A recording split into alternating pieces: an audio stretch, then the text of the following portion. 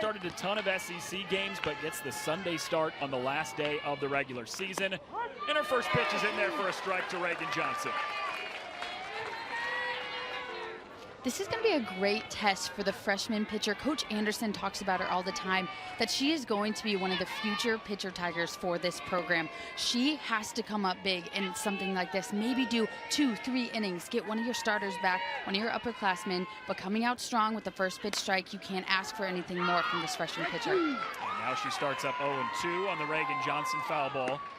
What do you think? Today going to live up to yesterday? I hope it does. Yesterday was so much fun. Innings 1 through 8. Let's see if we have another firepower today. Walk-off home run from Kara Daly wins it 4-3 in the 8th inning for Mizzou to even the series. The 0-2 lifted into left field. Maddie Snyder with the grab right in front of the foul line. One down.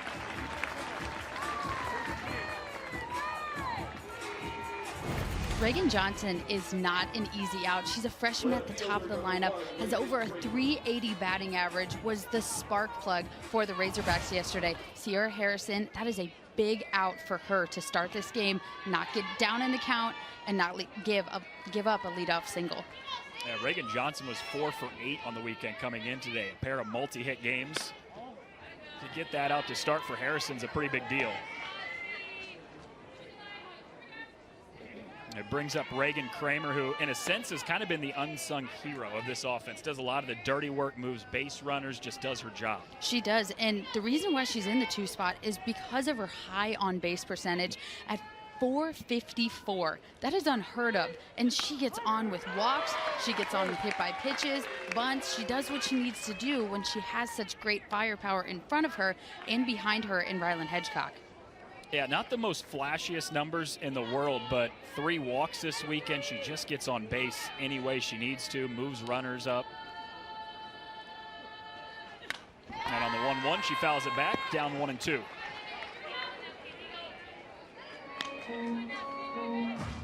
Last day of the regular season, Missouri is locked into the 13 seed. They know they will play in the play-in game Tuesday at the SEC tournament. Arkansas, meanwhile, controls its own destiny, a win for the Razorbacks, and they get a top 4 seed for the double bye to the quarterfinals.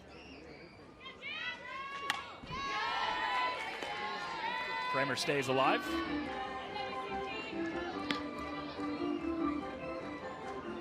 So Auburn beat Mississippi State earlier today 3-0, meaning Auburn has clinched that top 4 seed. It's only a question, will they be the 3 or will they be the 4?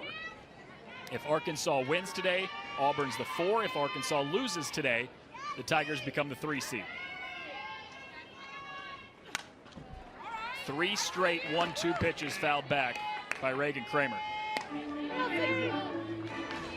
Sierra Harrison has a lot of ability to work wherever she wants right now because she is up in the count. These pitches are maybe just a little too good. Reagan Kramer is seeing everything, fouling everything off. This is where she can nibble, where she can go maybe a little bit higher with a rise ball, throw something in the dirt for Julia Crenshaw to block up, but she's got to find a way to get Reagan Kramer not thinking about exactly what I just talked about, actually, is she threw that changeup down in the dirt. Razorbacks did not have a very good game yesterday against the changeup. So this is very good job by Sierra Harrison, throwing that changeup down maybe a little bit farther, get Kramer thinking a little bit more in this count. Here comes the 2-2. Holds off again. Kramer's worked it full. Now there is no room to work if you're Harrison. You got to come in the zone. She does. She doesn't want to give up that free base to Kramer, especially with the powerful Rylan Hedgecock on deck. Hedgecock has had a little bit of a down weekend by her standards, of course, but being one of the top RBI leaders in the SEC, you do not want to face her with runners on base. What an at-bat from Reagan Kramer. My goodness.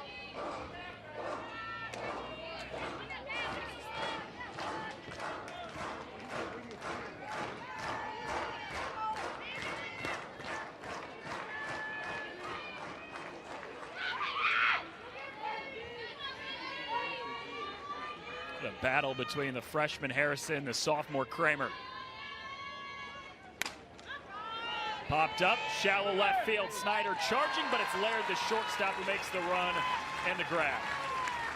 Jenna Laird was all the way up the middle on that. Maybe playing Reagan Kramer a little bit more pull. You see the distance that Jenna Laird has to cover to go get this ball. That's not an easy play.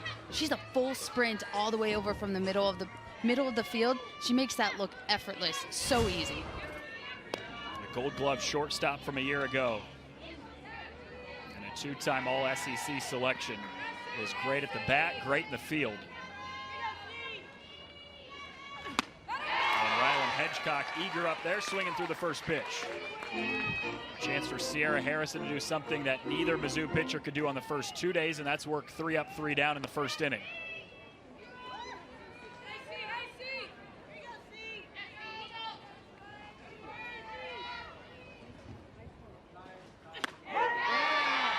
Inside corner, a called strike. It's 0-2. Sierra Harrison cannot throw anything too good with Hedgecock up right now. If she does, Hedgecock could get a hold of it. She can work the outer part of the zone again, nibble a little bit, get Hedgecock thinking, maybe chase out the zone as well too. It was up in the zone. It's popped up, stays in play. Crenshaw can't make the catch. It pops out of her glove, and it's called a fair ball, so Hedgecock is on first. That play for Julia Crenshaw is so hard. She has the ball going back in towards the field, but she's also looking straight up at it. When you see it coming off the bat, that's not what you think of right away. You're underneath it. Next thing you know, goes in towards the field. That for sure should be the first baseman's ball. Riley Frizzell, she needs to call off Julia Crenshaw because that is the hardest play for a catcher to make. Means Hedgecock's on first, brings up Kylie Halverson. First time she's hitting in the cleanup spot.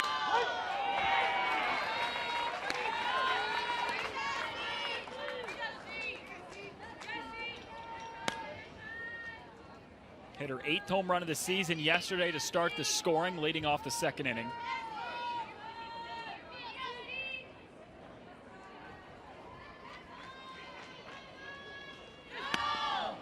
Pops out of the glove of Crenshaw. Hedgecock advances 60 feet into scoring position. What looked like a very good inning for Sierra Harrison has now turned into almost a nightmare. An error by the catcher, and then another passed ball by Julia Crenshaw as well. Sierra Harrison could have got out of this in 13 innings, but now there's a runner on second with the opportunity to score a run for Halverson and get the Hogs on the board early. Halverson's had 3 extra base hits this weekend. 2 doubles on Friday, the home run yesterday. He's hit 500 on the weekend.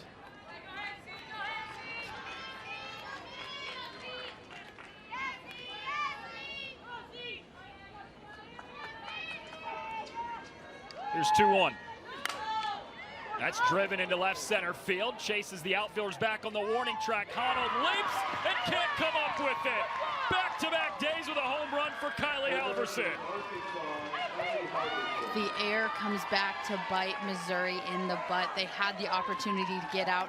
Sierra Harrison had 3 up, 3 down against a very powerful Razorback team. But Halverson doing what she's done all weekend long, getting a good pitch, driving it out. Second home run of the weekend, and the Hogs are up 2-0. How quick this could have been. A 13-pitch, 3 up, 3 down inning for Sierra Harrison. But an error, a pass ball, and a home run has turned this into a 2-0 lead for Arkansas.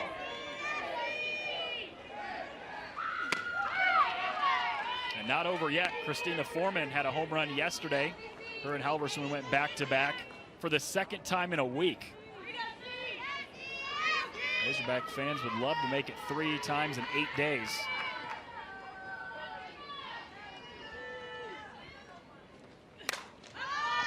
Looped out of play right side. 1-1.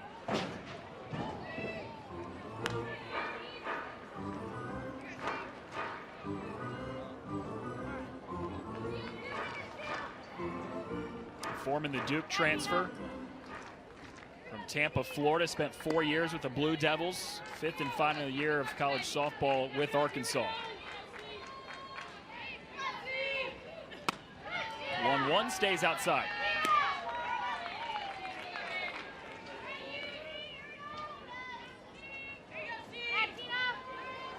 Kind of the same story as Halverson. Phenomenal weekend for Christina Foreman. Drove in 3 runs on Friday night and hit the solo home run yesterday. 2-2.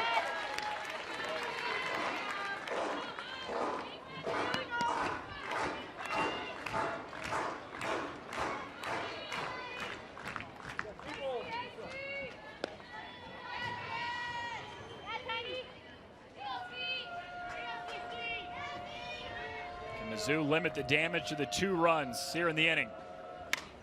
Fouled straight back. Foreman stays alive.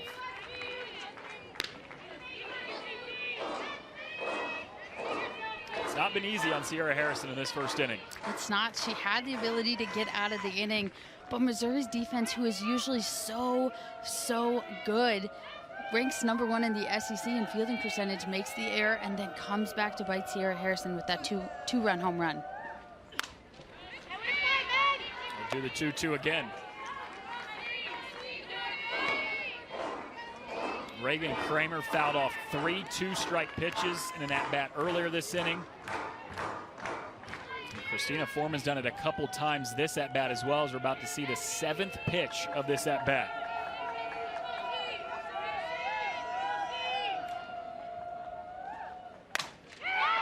Driven left field, but right on a line to Snyder. Ends the inning, but first time we've seen her this weekend after it was Shanice Dels on Friday, Hannah Kamenzind yesterday. First batter she faces is Jenna Laird, a called strike on the outside corner. 3rd straight day with the exact same lineup for the Tigers. Jenna Laird, Alex Honnold, and yesterday's hero, Cara Daly, to start the first inning. Back-to-back, right on that outside corner. Great placement from the freshman Heron.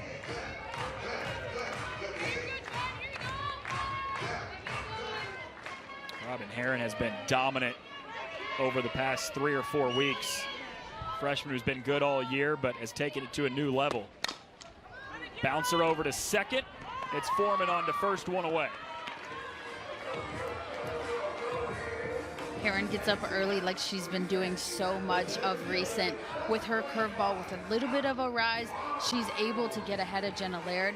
Last 13 games, .47 ERA, 1 earned run for a freshman.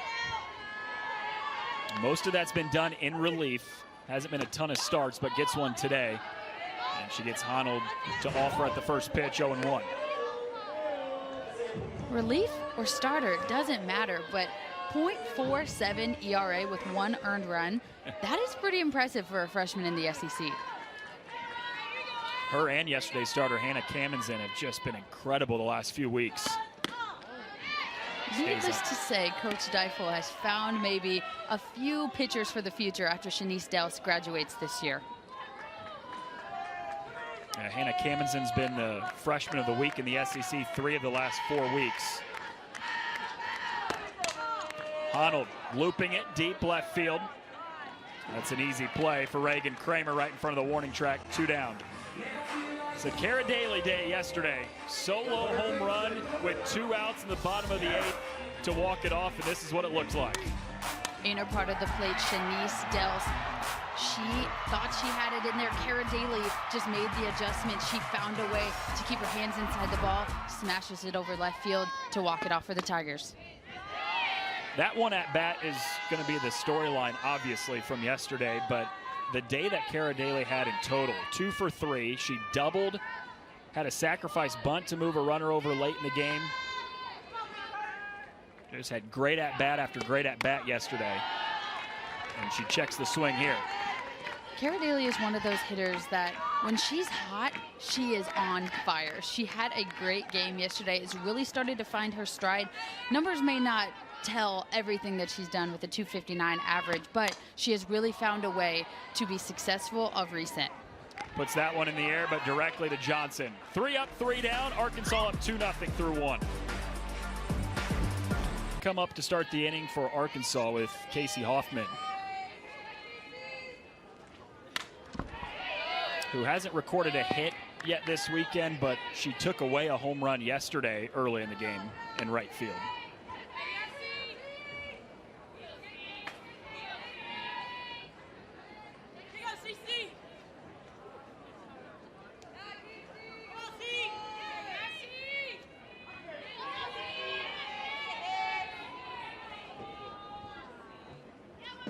Here comes the 0-1.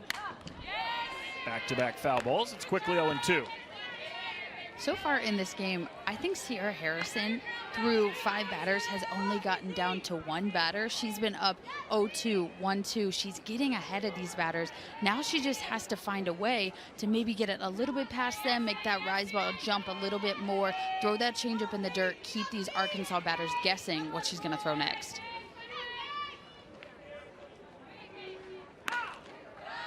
So Arkansas fans, you're always worried about Auburn and Alabama today. Auburn won. Alabama right now leads 4-1 in the 5th inning against Ole Miss. So if that score stands, Arkansas has to win today to get that double bye directly to the quarterfinals of next week's SEC tournament.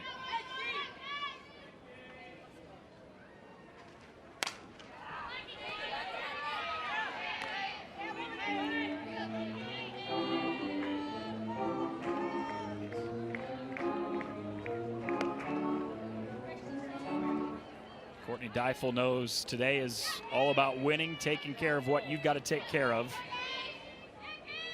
Doesn't really matter what the other 2 teams do. As long as Arkansas wins, they control that 3 spot in the standings. And talk about how much trust that she has in Robin Herron, a freshman, putting her in the circle today, again, in a must-win situation for the Razorbacks. She didn't put in our All-American Shanice Self. She put in a freshman. That is just the confidence that she has in her whole pitching staff. In the event of that 3-way tie, Arkansas holds the tiebreaker as the 3 seed. Alabama would be the team that has to play on Wednesday and miss out on the double bye Thursday. 2-2.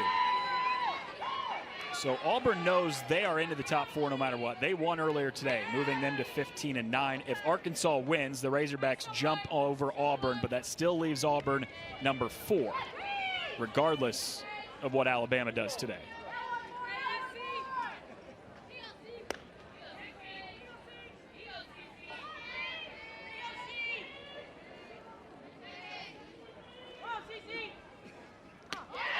Off speed, got her swinging. Hoffman goes down on strikes.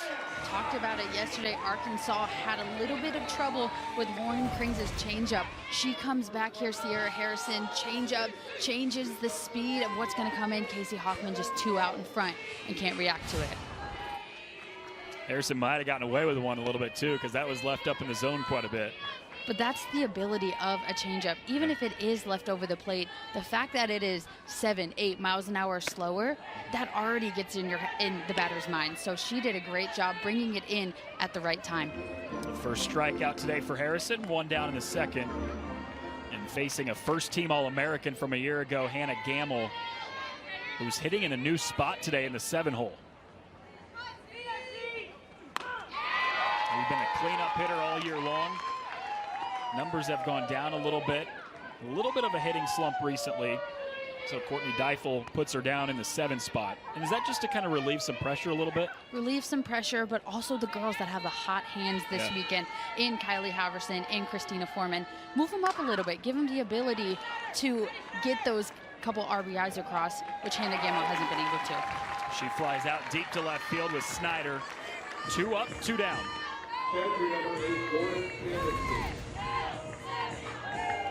Here comes that rise ball again, gets it just under her hands. She had the ability to take that one out if she could just get her bat path up a little bit long, but that's just a long out for Sierra Harrison. We saw her go to the changeup to get the strikeout, but Sierra Harrison is by all means a rise ball pitcher. She is. She throws 2 pitches, sometimes maybe 3, but that rise ball is the go-to pitch. She's gonna throw it in 2 different levels, as a low rise and a little bit of a higher rise. She has the ability to throw all of them, but she is going to be your typical rise ball changeup pitcher for the most part.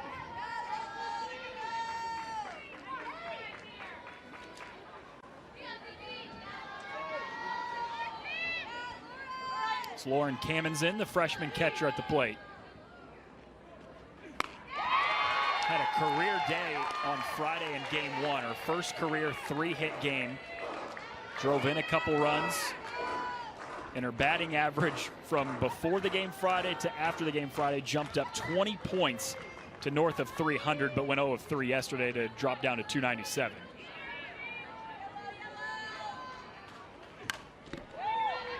Keeps the at-bat and the inning going with an 0-2 foul ball. First career 3-hit day for Cameron Sid. She had a heck of a day on Friday. Between her and Christina Foreman, they were lights out for the Hogs.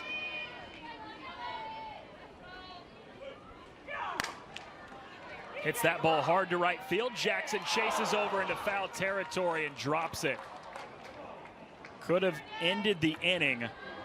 And Mizzou fans are saying not again. Deja vu back to the end of the first with a dropped ball that could have ended the inning, turned into a 2-run home run a batter later.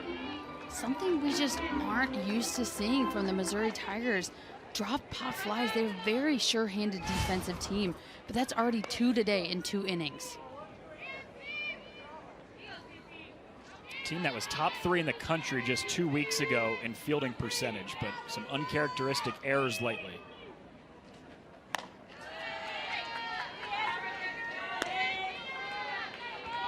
You talked about Kamens and you even threw in Foreman's name Friday night. The 5 through 9 hitters had 8 hits, 4 of them extra base hits in that 9-0 win. 5 of those RBIs came from Camden and Foreman. That's just the day that they had. One going 2 for 3, the other one going 3 for 3, 5 for 6 on the day between 2 of your players at the bottom of the lineup. I think that's a pretty good day.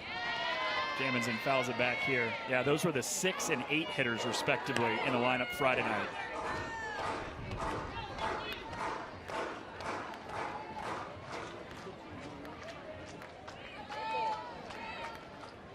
Turning into a good battle here between the 2 freshmen.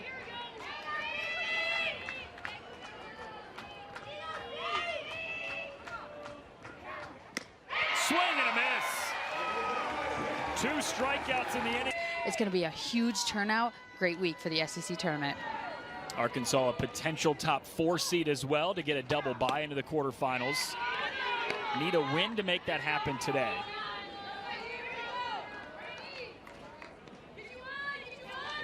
Welcome you to Mizzou Softball Complex. You're just now joining us. 2-0 Arkansas. Got 2 runs on the 2-run home run from Kylie Halverson in the first inning.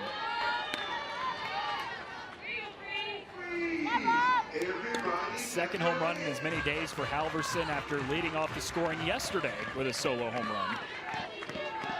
Now Missouri's offense trying to get started with Julia Crenshaw in the cleanup spot.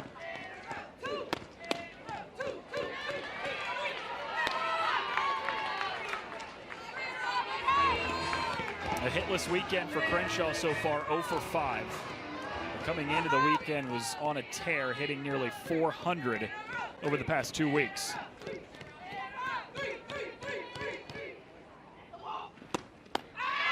A 4-pitch walk to start. They'll take base runners no matter how they can get them.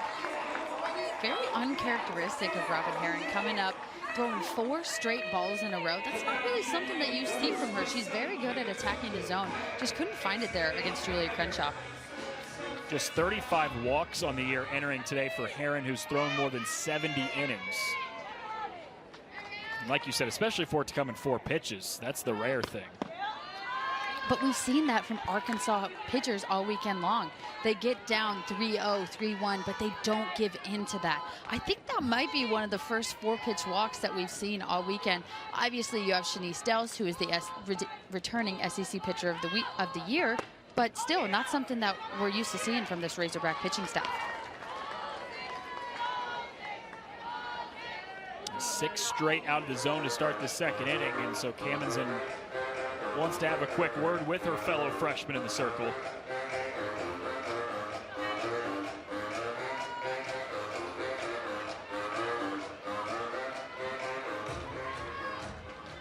Maddie Gallagher in search of her first hit of the weekend.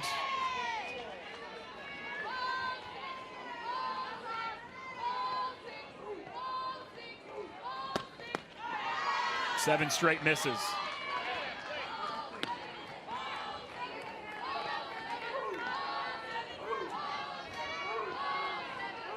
It's not been a high-power offense for Mizzou most of the season, so if you can get a couple base runners with some walks, that can really change things. That's when the momentum for the Missouri Tigers starts. They get one runner on, they get a second runner on, and then that's when they have started scoring. We've seen that in the last couple of days as well. When they can get their first 2 batters on, they've had a lot of success getting at least 1, possibly 2 across the board. Heron with a good response, 2 straight strikes, and it's a full count.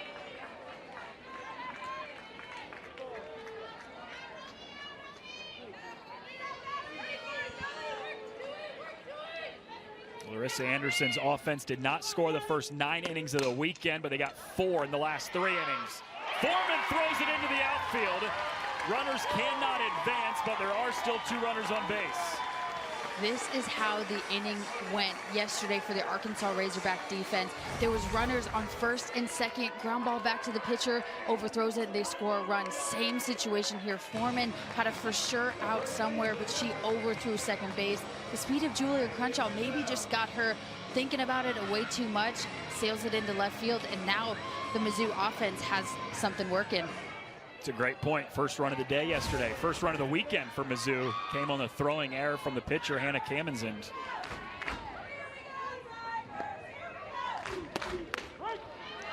One of those uncharacteristic days so far for both the Razorbacks and the Tigers defensively. It's only the bottom of the second inning. We've seen 2 errors, another one that would have been an error if it wasn't foul. Not something you really see from both of these teams.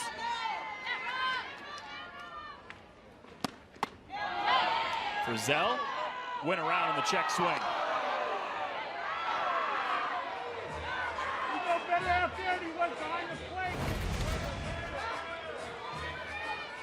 What do you think?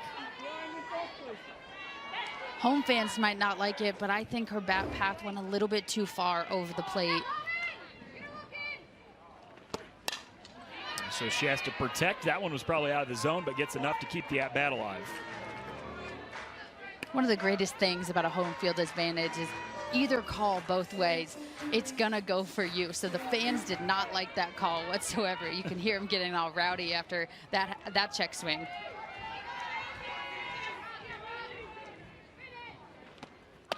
Off speed, got her way out in front. First strikeout today for Riley Heron. First strikeout and first changeup that we've seen all day from Heron as well. Comes back 0-2. This changeup down in the zone, which is different from everything she was throwing with that rise ball up in the zone. Great call. Riley Frizzell hasn't seen it yet, and she was way too far out in front.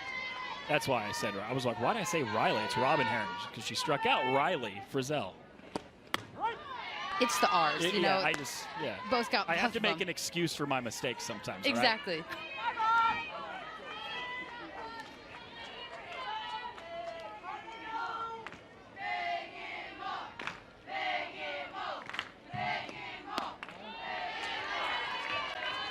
This is Megan Mole.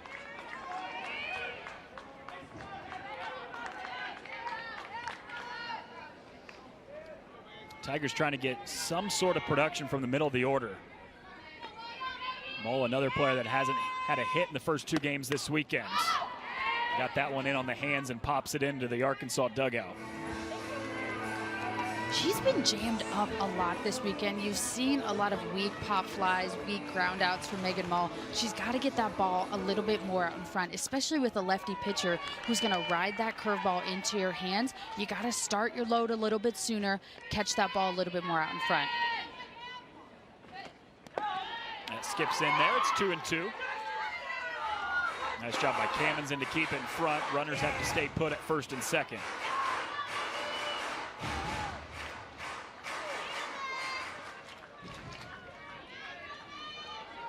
True freshman catcher that came into this program as middle infielder.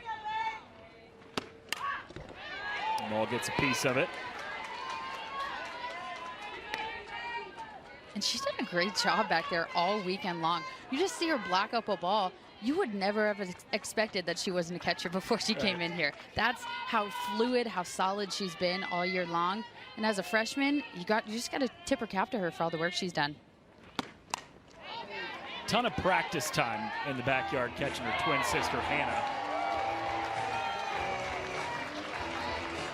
I think somebody just made a great catch, yeah. Beverage in hand and all. I think a lot of people wish this was the Savannah Bananas. If a fan catches it, that's an out.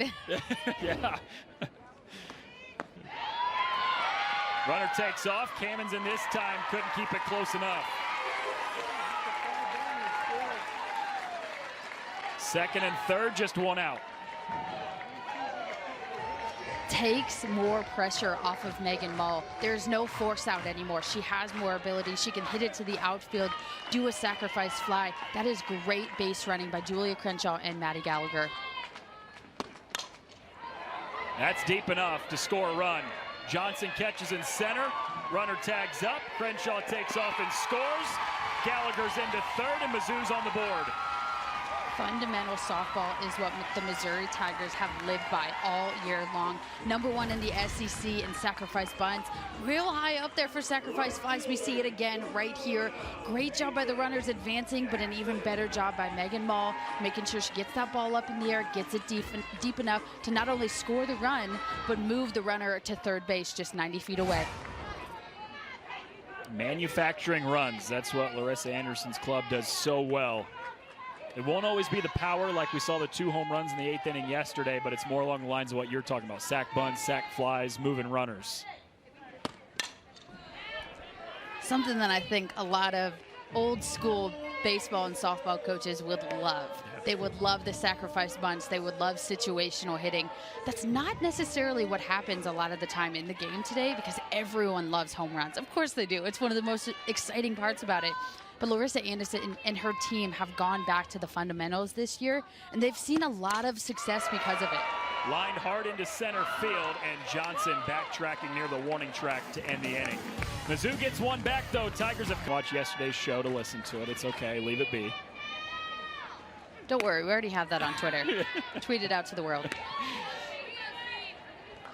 Just so the Rally Cap crew knows, I think really highly of them, okay? That wasn't like a play on words. That was just a miscue. I think they do a great job. It's Kayla Bro, DeLucci, Dari Noka. Line right at the second baseman. Gallagher off a hop makes the play over to first. Way to get some brownie points back with that. Yeah, Make sure. Just making sure, that's all. Because if they didn't know already, they are fantastic. Yeah. They really break down the game really well. A lot to break down this weekend. Busy weekend in baseball. Of course, the final weekend of the regular season in softball before the SEC tournament kicks off just over 48 hours. It's top of the order. Reagan Johnson, first pitch swinging, and an easy play for Snyder out in left field. 2 quick outs here in the top of the third.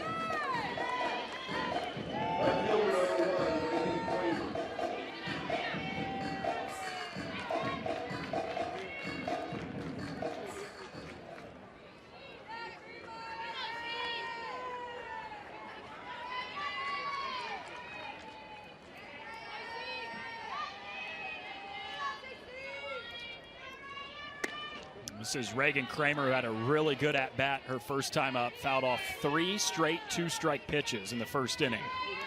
Just like I said before in that first inning about Reagan Kramer popping it up into that shallow left field, look at where the defense is playing. Kara Daly in that 5-6 hole, Jenna Laird basically up the middle. It's almost like one of those shifts in MLB baseball. I know they've been banned, but last year, I mean, depending on where they're hitting, determines the type of pitches that you're going to throw. So quite an interesting shift that we see from the Missouri Tigers. Yeah, and it was Jenna Laird who made the play the first time Kramer was up. So 2-0 the count to Reagan Kramer. That's the first strike of the at-bat for Harrison. She tries to work her way back in it.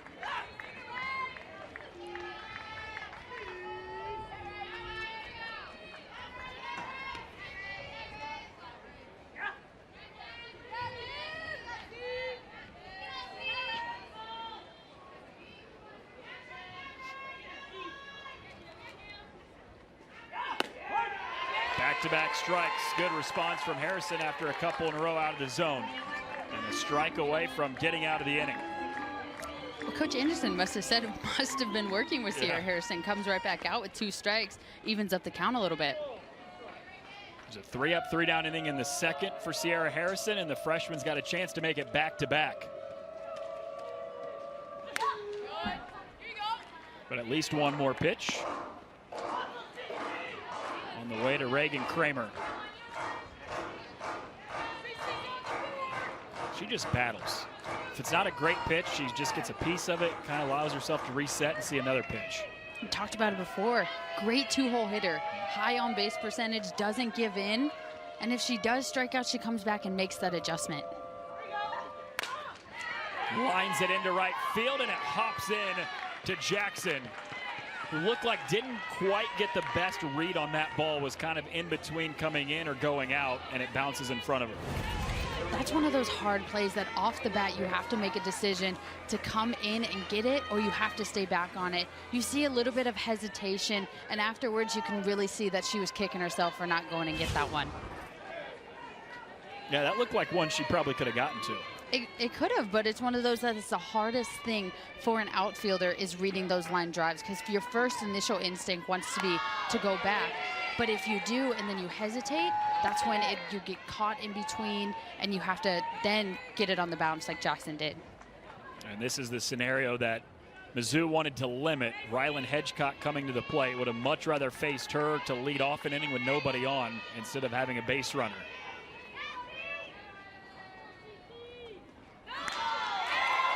Oh, 0-2.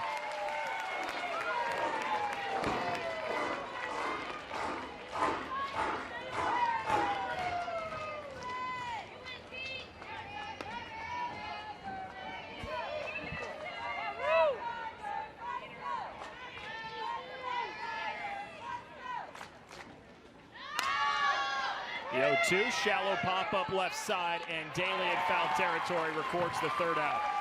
Going bottom three, Arkansas up 2-1.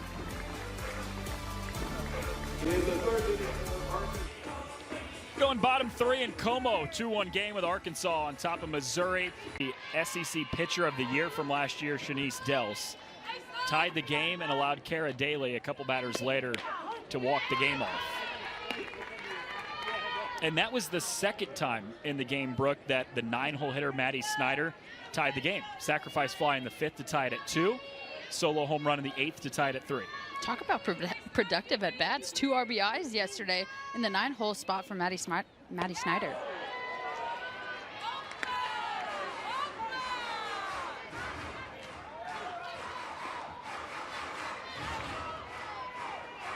And Snyder hadn't been a part of the everyday lineup for Larissa Anderson until the last couple weeks or so. Said she's been practicing so well, been putting together good at-bats when she was out there, that they stuck her in the lineup. And one of the spots that she's in for, Shantice Phillips, the everyday left fielder before, who's 0 for her last 26, and Larissa Anderson just said it's time to make a change. Yeah, and when you're in a slump like that, like Shantice Phillips was, she just believes. Loops it right over the head of Rijo, and it's a leadoff single for Snyder to continue her hot stretch. Larissa Anderson believes in giving people shots until they prove her wrong. Maddie Snyder has been almost unstoppable this weekend. That wasn't even a strike. Rise ball out of the zone. Maddie Snyder just goes up and gets it, pokes it out right over shortstop's head. Gets a single to start off the inning for the Tigers. A lunging Italia Rijo couldn't quite pull it in.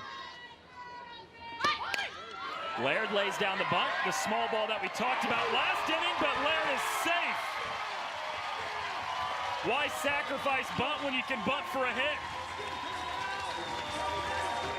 That was so impressive for multiple reasons. Number one, Jenna Laird obviously just trying to do a job, move the runner over for Alex Honnold. On top of that, Hannah Gamble was halfway down third base line. She got to that so quickly, but Jenna Laird's speed was what got her over to first base. That is a heck of a job by Jenna Laird to not only deaden that bunt, but get herself on for Alex Honnold.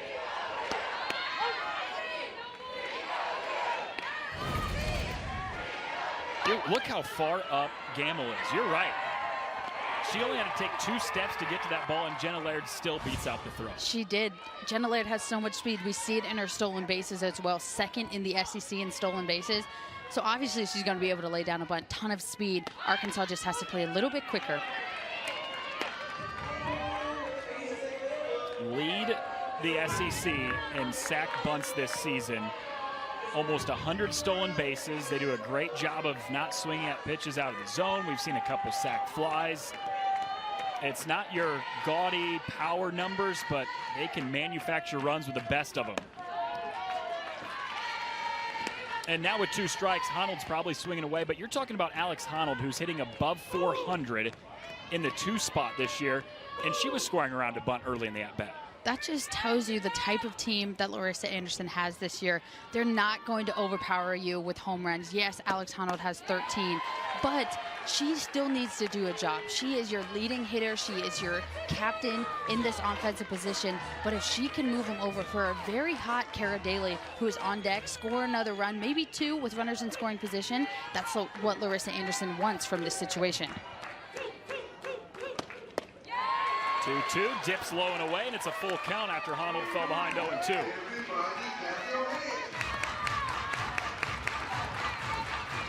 The offense was nearly non-existent for the first day and a half for Mizzou. They didn't score a single run in the first 9 innings, but walked it off yesterday, and they've already gotten a run early today.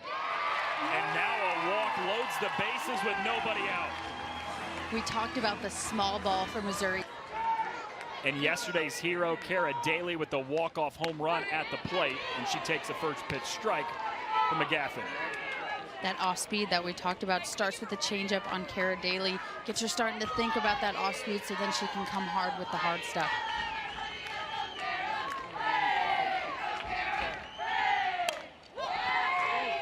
Offers at that pitch, it's quickly 0-2. Pair of extra base hits yesterday for Daly, had a double in the 5th, and then the walk-off home run in the 8th.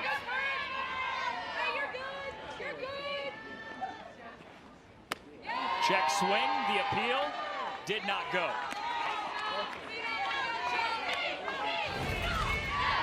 Changeup again, low. This time Cara Daly was able to hold off. Good call by the umpire. She did not go all the way around. Hops into Kamenzen. This is what the Missouri Tigers do. They do not give in when they're down with 2 strikes. Cara Daly has found a way to work this count back, make it even, see more pitches so then she can relay it to the rest of her team. Off speed, got her out in front. Big strikeout on the first batter faced of the weekend for McGaffin. Change up for the 3rd pitch in a row. This time, this one finally comes up. Cara Daly is just too far out in front of it, not able to hold back on that.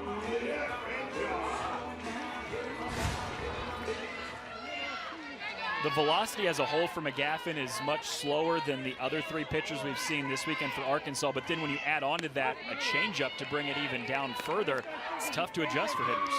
When it seems like she's been throwing changeups all the time and then you finally see something hard, you almost think that she's throwing 70, 72, but the fact that she's throwing a changeup is what makes her so effective, like we had talked about before. Right back to the pitcher. McGaffin gets 1 out on a great play on the comebacker.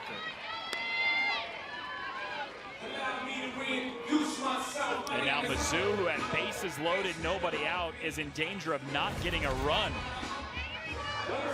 Julie Crenshaw does a good job of waiting on this ball, but she just hits it too far into the ground. Great play by McGaffin. Get her glove out there and then be heads up to get that runner out at home.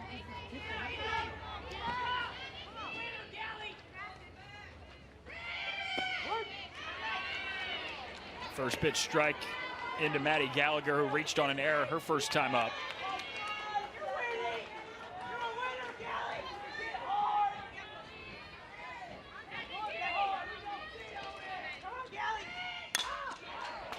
Lifted into the air, long run for Hoffman.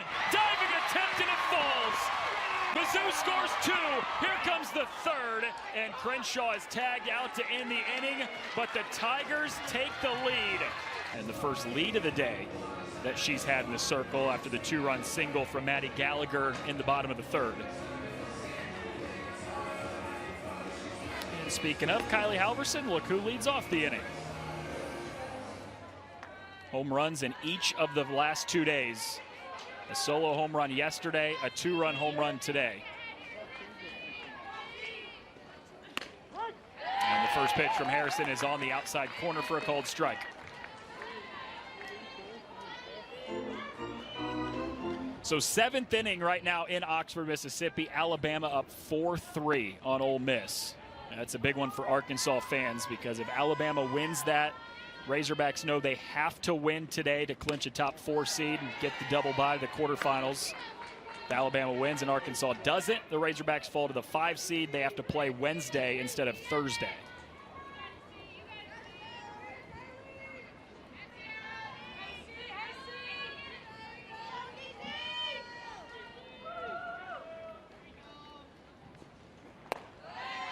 Dips low, couple in a row out of the zone for Harrison.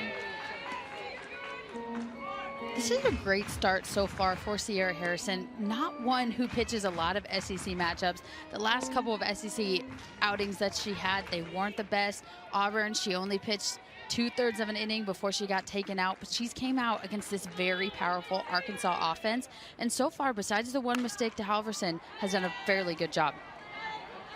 Honnold, the center fielder, with plenty of time to camp underneath it.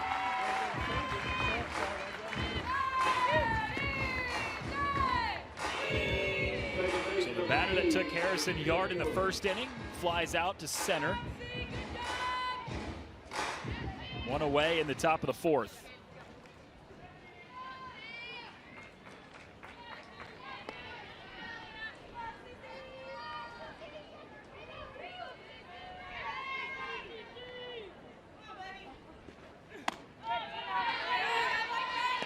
Auburn clinched a top 4 seed themselves with a win earlier today against Mississippi State. They won that game 3-0.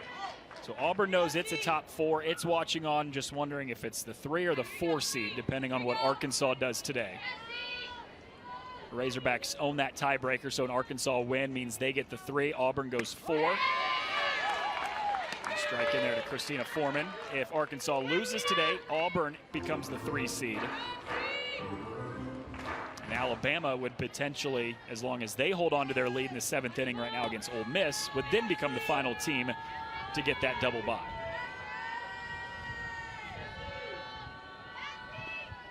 A 1-1, that's a laser into left field for Christina Foreman, her 4th hit of the weekend.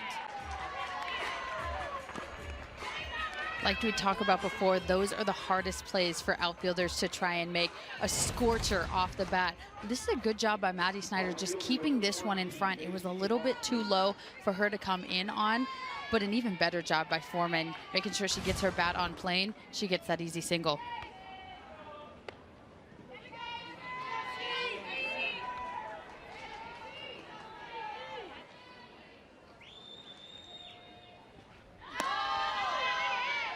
Casey Hoffman at the plate. She was just inches away from taking away a base hit that scored 2 of the Missouri runs. Just last half inning in the 3rd.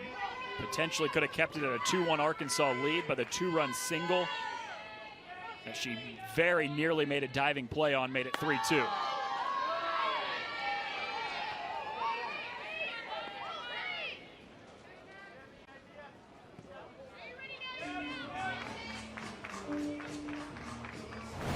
Here's a look at it, Brooke, from last half inning. Nearly ended herself on SportsCenter top 10 plays tonight. I mean, she already made one in the 2nd game with robbing a home run. She was that close to getting that 3rd out for the Razorbacks.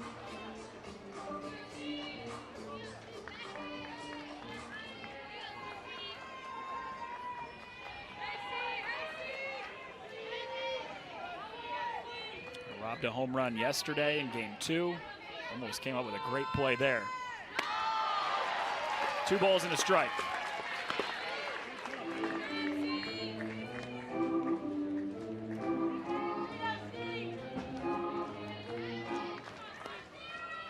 Sierra Harrison has attacked the strike zone today. 43 of the 62 pitches have been strikes. Has not missed much. She's in danger of walking a batter here, falling behind 3-1.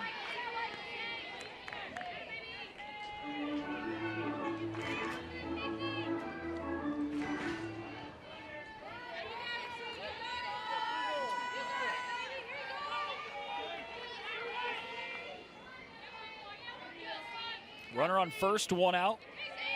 Top 4 here in the final day of the regular season. Full count.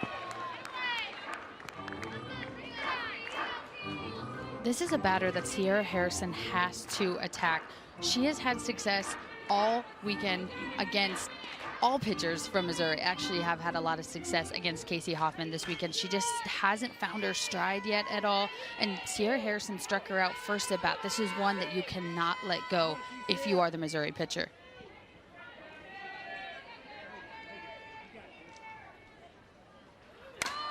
Ground ball to second. Gallagher's only play is on to first. Foreman got a great jump off the bat to eliminate the double play ball. One of those that was a little bit too soft for Maddie Gallagher to try and turn there. She does an excellent job at making the correct decision, getting that out at first, instead of trying to make it a close play at second where she could have been safe. So excellent and smart decision by Maddie Gallagher. It's the second out, so tying run is in scoring position against Sierra Harrison. She faces Hannah Gamble.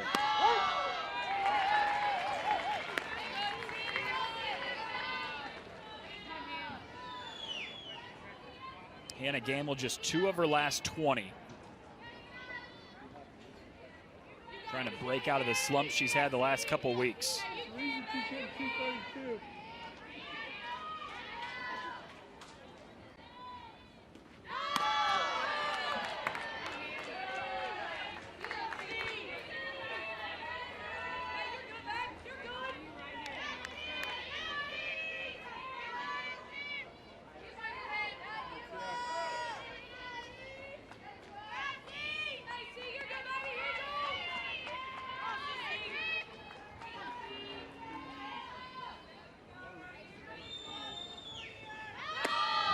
Had to jump out of the way. 2-1.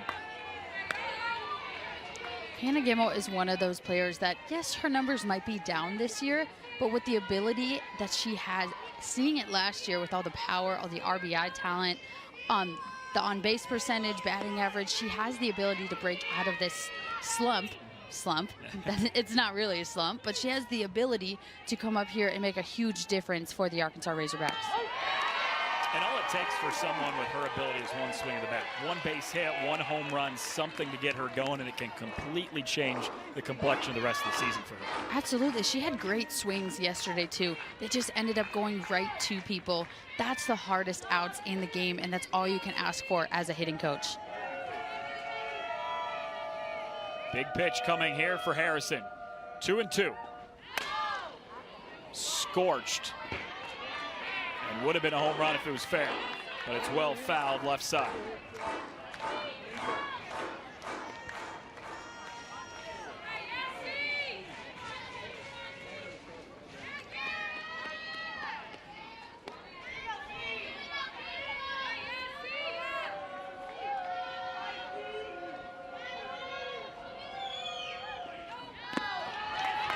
Hops in. For a second, she thought it was ball 4. It's only ball 3. She tried to play it off like she had it, though. Hey, again, sometimes a walk will break you out of the slump. Just getting on base sometimes helps. Absolutely. Just seeing that ball 4, you get on first base, all of a sudden your confidence goes through the roof when something like that happens.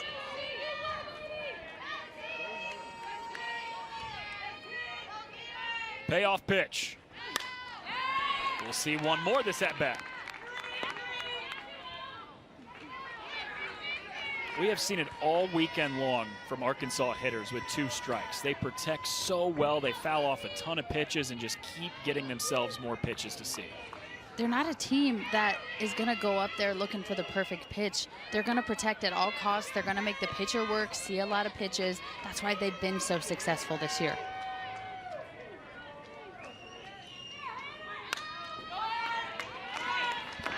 One more. What an at-bat from Hannah Gamble.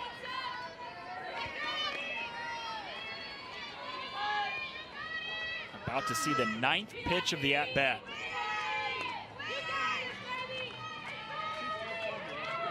First team All-American from a year ago, trying to fight her way out of a slump.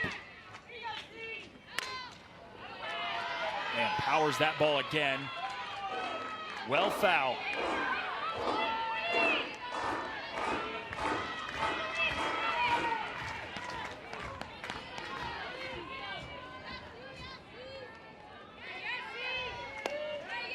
Sierra Harrison, the freshman in the circle,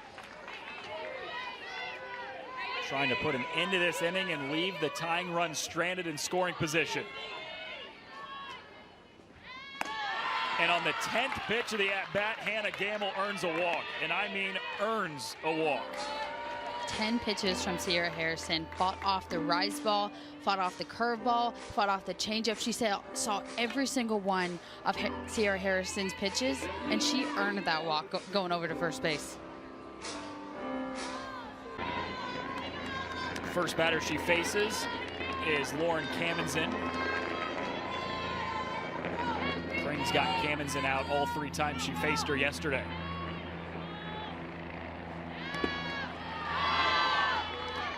First pitch in the dirt, 1-0.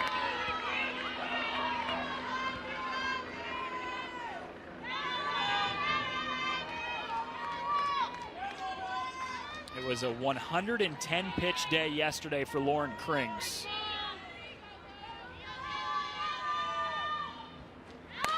One 1-0, rolled right side into the hole. Gallagher fumbled it, but keeps it, holds on to it, makes the wise decision to not try to throw it, and the bases are loaded.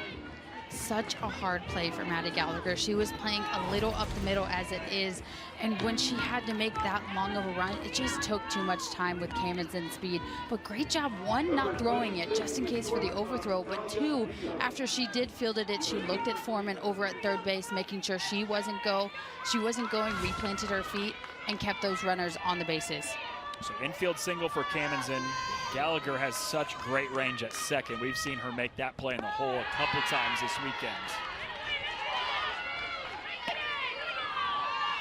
We've talked about Kamenzen behind the plate and how she was a middle infielder turned to catcher. We haven't had the opportunity to talk about Julia Crenshaw the same way as well. She started at second base to start this season, and she's taken the full responsibility of the catching role, and she has excelled. She's done a really good job throwing batters out, blocking balls up like we had just saw before that, and she commands the pitchers really well. She does a great job at framing, and overall she's done a fantastic job this year stepping into the role when they needed a starting catcher. Courtney Deifel, Arkansas's head coach, actually compared the 2 catchers, said it's kind of the same thing.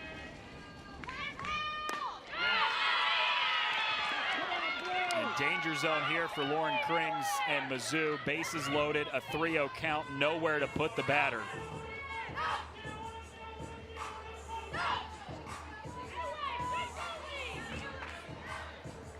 And this is the batter that Lauren Crings has to attack. If she gets it over to Reagan Johnson, then that could be a very dangerous situation.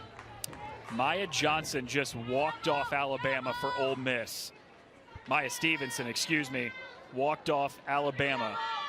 5-4 in the bottom of the 7th, meaning Alabama is locked into the 5 seed. They will not get a double bye into the SEC tournament. So regardless of what happens today for Arkansas, the Razorbacks do have a double bye at home for the SEC tournament directly to the quarterfinals on Thursday.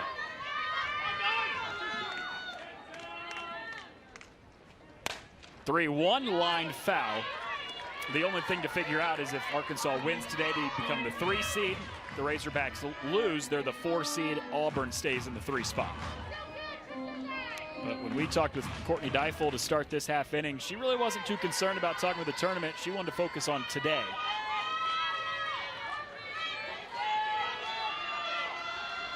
Bases loaded, payoff pitch. That ball driven deep, right field, grand slam for Riho.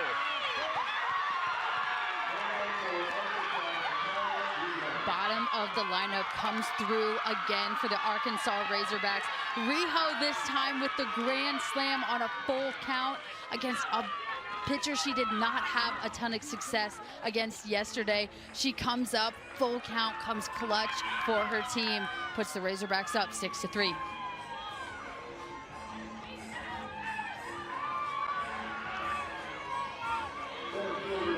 Fifth home run of the year for Atalia Riho.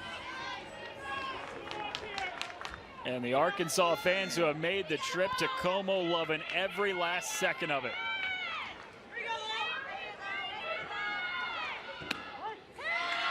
There was 2 outs, only 1 runner on. And the next 2 batters went walk, single to load the bases, and Atalia Rijo in the 9-hole with a 2-out grand slam to give Arkansas the lead back. Looped into right field, long run for Jackson to record the out, but 1 to do today. Absolutely, she only gave up 1 mistake, and that was the home run. Got those 2 runs for Arkansas to start the game. Riley Frizzell, first pitch swinging, and cuts the lead to 2.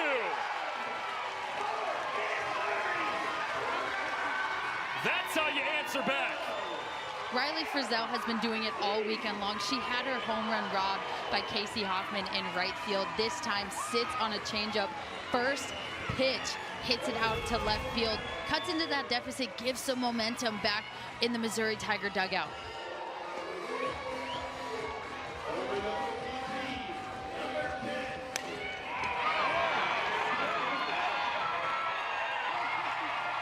Got every bit of that one.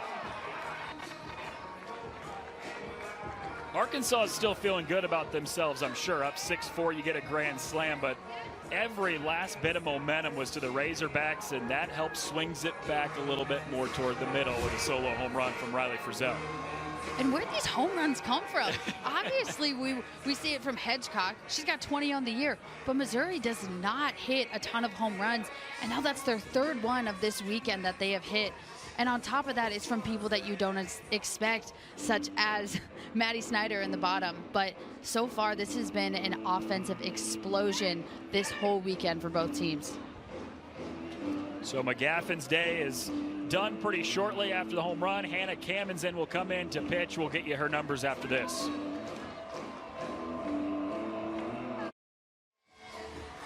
The new pitcher for Arkansas is Hannah Kamenzen, the freshman, making her 2nd appearance in as many days. Started yesterday, coming out of relief today, and was good in the start yesterday, Brooke. Yep, another lefty pitcher, another freshman pitcher on top of that. She started the game yesterday, has a really good drop, really good change. She had a very good outing until 1 inning, then she got replaced by Shanice Dales. New right fielder also comes in on the change. That's Callie Kildow, who replaces Casey Hoffman. First time we've seen Kildow in the field. Megan Mull, first pitch swinging, lines it foul. Had a sacrifice fly, her first and only time up to the plate before this, to bring in Mizzou's first run of the day back in the 2nd.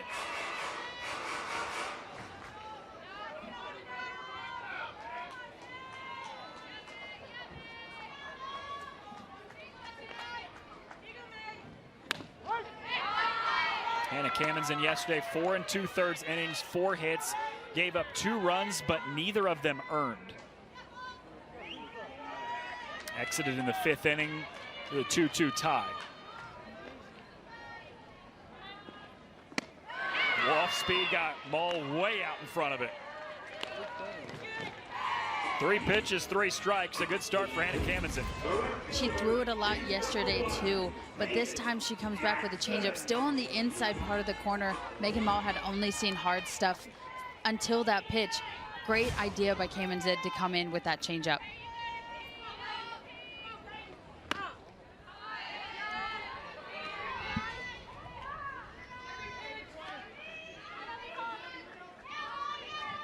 Kamenzen comes in to face the bottom of the order in this 4th inning.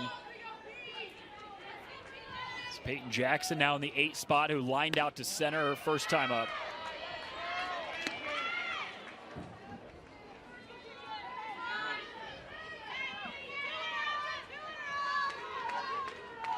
A 4-3 game in extra innings yesterday. Not much offense until the end of that game, but today it's been there early and often.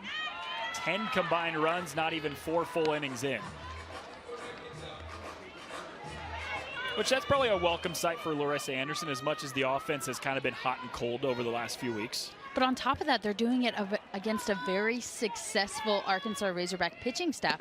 So you know that that is going to give Missouri confidence going into the SEC tournament, saying, hey, we faced an All-American in Shanice Delson and we beat her. Yeah. And on top of that, 2 freshman studs in the circle as well too. If they can, they've got to them all weekend long, so that's only just going to help propel them into the tournament.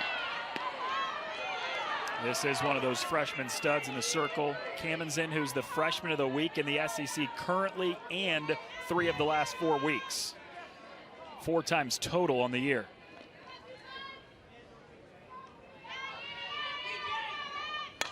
Two is rolled over. Easy play for Halverson, the first baseman, 2 down.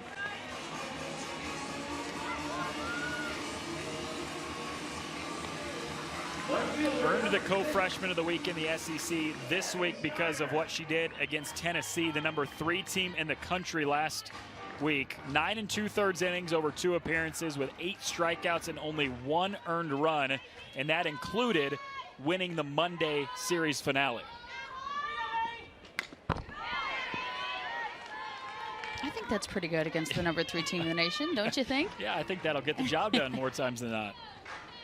Arkansas, the only team to beat Tennessee in a series this year in SEC play, taking 2 of 3 last weekend.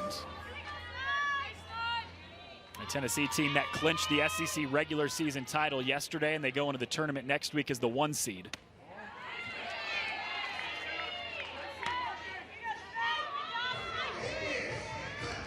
I don't think anybody wants to face Tennessee right now. The way Ashley Rogers is rolling, the way the whole team's playing. Offense led by Kiki Malloy, who has 20 home runs on the season plus 30-some stolen bases. She is just a threat everywhere. And not only that, but she is such a great defensive outfielder on top of that, too. She makes that whole Tennessee go round.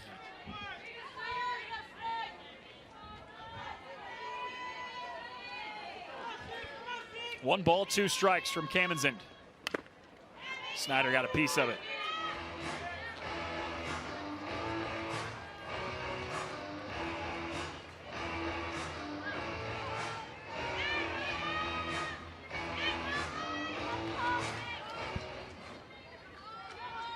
Maddie Snyder that got that 3-run 3rd inning going. Hits one right back up the middle here. Rijo on the run. What a play from the freshman shortstop. Mizzou gets 1 back on the home run from Frizzell, but it's Arkansas up 2 after 4. And that's where we sit as we go top 5. Lauren Krings, who came in that 4th inning in relief of Sierra Harrison, gave up that grand slam, is back out for her first full inning of work, facing 2-3-4 for Arkansas, starting with Reagan Kramer.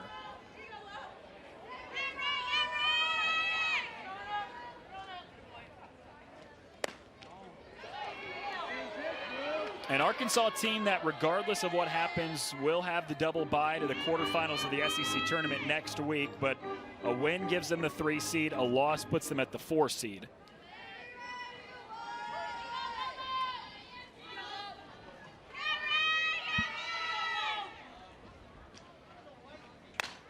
Which I know that doesn't necessarily mean a lot. That's not a huge difference, but I will say this, Brooke, if you're the 3 seed, you avoid Tennessee for as long as you can. And you don't have to face them until potentially the championship, whereas if you're the 4 seed, you could meet them in the semifinals. Yeah, and with the way that Tennessee has been playing, they've been playing lights out of recent. They have a very good pitching staff, an explosive offense, great defense. I wouldn't want to face them if I were them. On one hop to Laird, the Gold Glove shortstop zips it over to first in time to get the leadoff batter. Great stretch by the new first baseman, Katie Chester, over there at first base. Great play by Jenna Laird getting it off the hop, but look at this stretch over there by Katie Chester. Not only that, keeping her foot on the bag to get the lead out. Yeah, that's not easy. First play you see all day. You got to stretch for it, but Katie Chester, who enters the field for the first time this weekend, able to make the play on the Jenna Laird throw.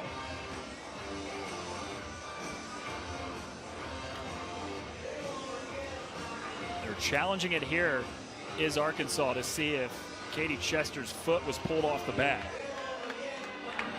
First challenge we've had this whole weekend. You jinxed it. We're going to have a lot in this one now. All right, what are we seeing? By the time back of the glove, foot still on the bag, that's an out. Good call by the umpire. This will probably be the best look here. See if there's any space between the bag and the right foot of Katie Chester. When it gets to the back of the glove right there, foot still on the bag. Yep, good call by the umpire. I think this is pretty quickly going to be confirmed.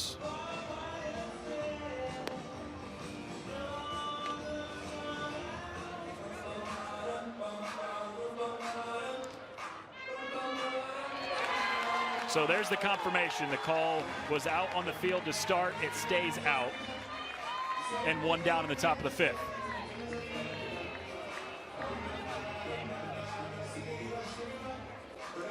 But on top of that, that was Reagan Kramer, who had basically gotten on almost every single time, it seemed like, this weekend. So that is a huge out for the Tigers, who haven't been able to get her out very much this weekend. Yeah, 3 walks and 2 base hits for Reagan Kramer this week, and have been on base 5 times so far. And now we really get to the heart of the order for Arkansas. SEC leading 20 home runs for Rylan Hedgecock. Has an Arkansas single season record, 58 RBI this season. Drives it right field. It's Jackson in front of the warning track. 2 quick outs.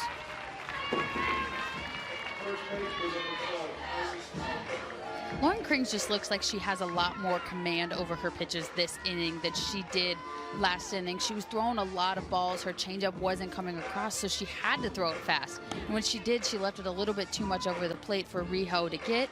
Ended up getting that grand slam. But this inning has seemed like Lauren Krings might find her mojo again. She might have found it.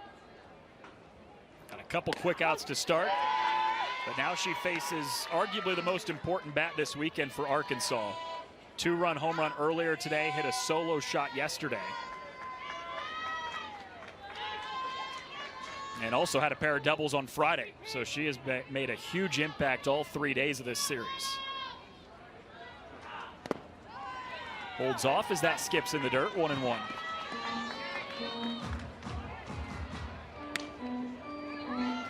Kylie Halverson, the South Dakota State transfer, is the Summit League Player of the Year 2 years ago as a redshirt freshman and a 2-time first-team All-League pick in the Summit League.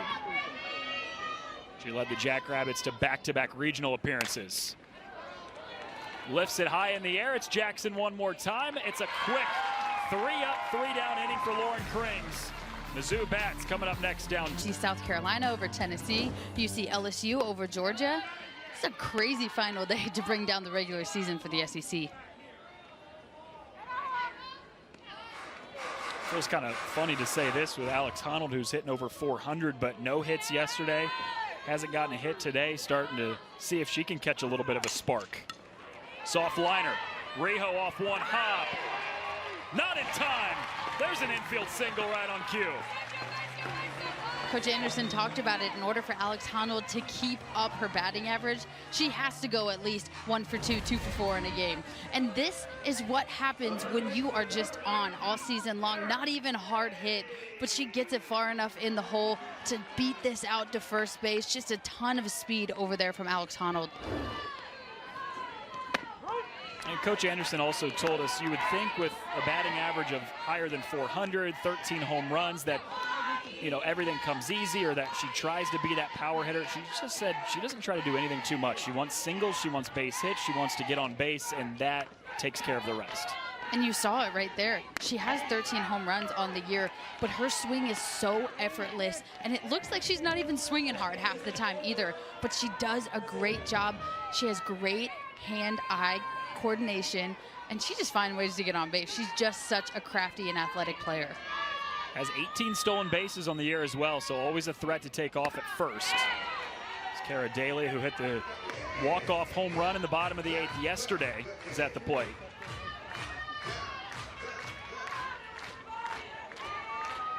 Oh for 2 with a strikeout today is Kara Daly. She came up with bases loaded her last time up and struck out. That hits her. That is the first time we've seen a batter hit by a pitch this entire weekend for either team. She didn't move out of the way of that one either. She stayed right in the box. She's even far off the plate. That's how far the curveball came inside. But this situation now is not the best situation for Camden, who's had a great outing so far. She had a great outing yesterday. But now you have your number 4 hitter for Missouri Tigers, Julia Crenshaw, who has been doing really well of late. That almost came in and hit Crenshaw as well. Tying run is at first. Go-ahead run at the plate for Mizzou as we're getting into the late stages here in the bottom of the 5th. Arkansas took game 1 9-0 pretty convincingly.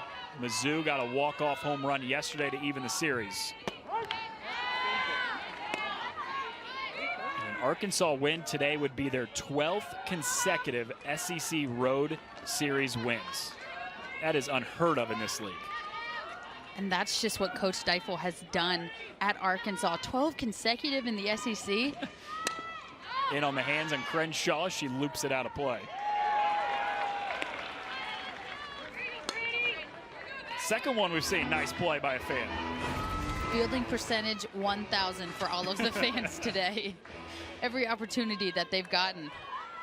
I will say the first guy that made the catch was one-handed with a beverage in his hand. So that's number 1. The one we just saw there, that's got to be the second best.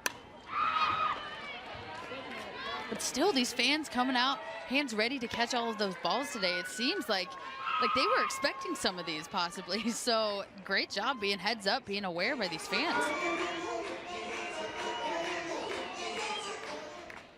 Great turnout today, too. Final game of the year here at Mizzou Softball Complex. The Tigers do know they're locked into the 13 seed and will play in the play-in game Tuesday, meaning they'd have to win 5 games to win the SEC tournament in 5 days next week. But this doesn't look like the Missouri team that we saw at the beginning of the year. They're really coming on late. Their offense is now having a different spark. Later in the year, that's how you finish is what the committee is going to look at. They won against Arkansas yesterday. They are battling and competing all day today. This is something that the committee has to take into effect when making those regional appearances. It's a great point. They were winning a couple games just a few weeks ago, 2-1, 1-0, just not getting much production from the offense. 7th pitch of the at-bat misses low and away, and it's a full count to Julia Crenshaw.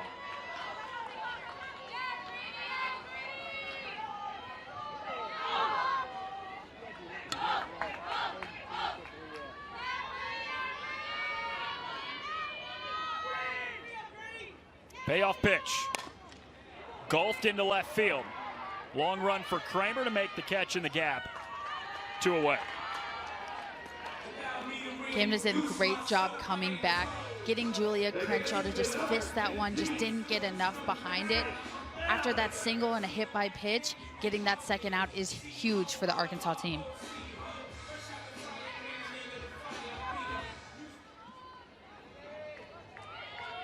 Brings up Maddie Gallagher, who didn't have her first hit of the weekend until her last at-bat, and it was a big one, a 2-run single that at the time put Mizzou up 3-2.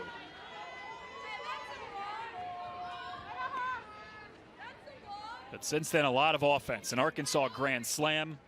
Missouri's hit a solo home run since then as well, and that's where we sit at 6-4.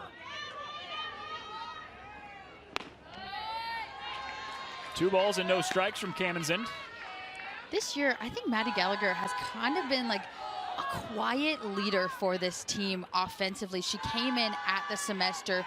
She wasn't quite playing to begin with, but then she came on strong, and offensively, you've only seen her get better as the year's gone on.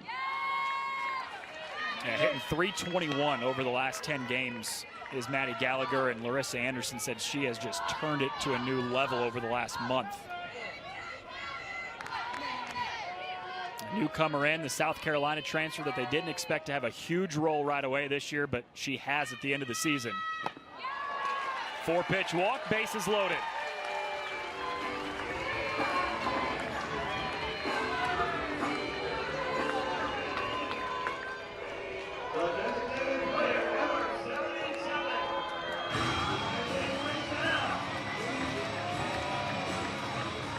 The last time Riley Frizzell swung the bat, this happened. Solo home run to pull Mizzou within 2, and she's got a chance to do more damage with the bases loaded here in the 5th, Brooke. And what better person to have up? Riley Frizzell's been seeing the ball all day long. She's been hitting it hard all weekend long. She got robbed of a home run in the 2nd game, gets one out this game. You can see that she has a lot of confidence coming in right now. And Camden's job here is to find a way to get out of this inning, no damage done. It's gonna be a battle. Excited to see who comes out on top of this. Not only the home run today, but Frizzell had a home run robbed yesterday by Casey Hoffman out in right field. You had said it perfectly. She's seeing the ball well, and she's got people excited here at Mizzou Softball Complex.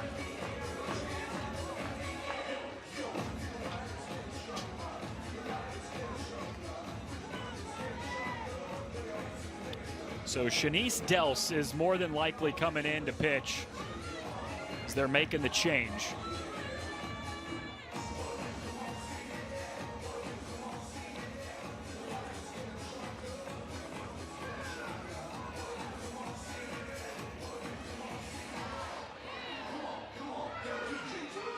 The day for Hannah Kamenzen comes to an end in the circle.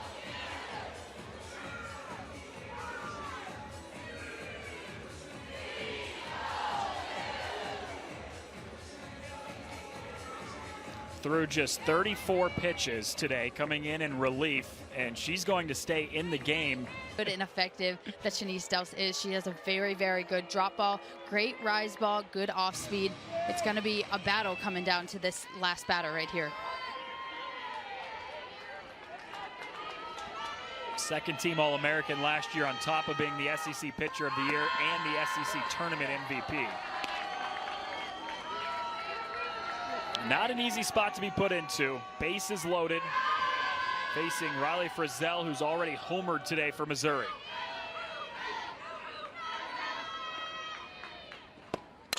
One-0, whipped on the ground and through the middle. One run is in. Here comes Daly.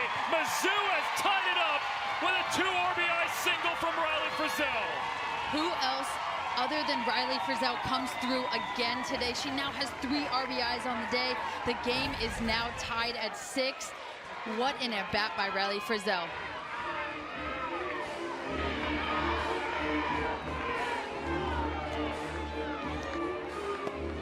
Big time moment for Riley Frizzell, and she answers the bell again, tying the game up.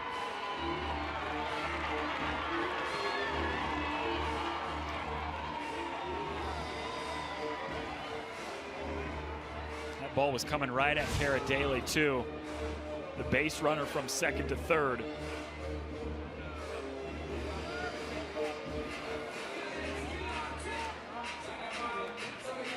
Courtney Deifel trying to get an explanation on something, and I'm wondering if it might be just a check to make sure that ball didn't hit Daly, who was running, because it came pretty close. Hannah McGivern is in as the pinch runner at first. Runners on the corner. And this is Katie Chester with her first plate appearance of the day as she came in as a defensive replacement in the top of the 5th. Has one at bat on the weekend, singled on the only pitch she saw yesterday as a pinch hitter.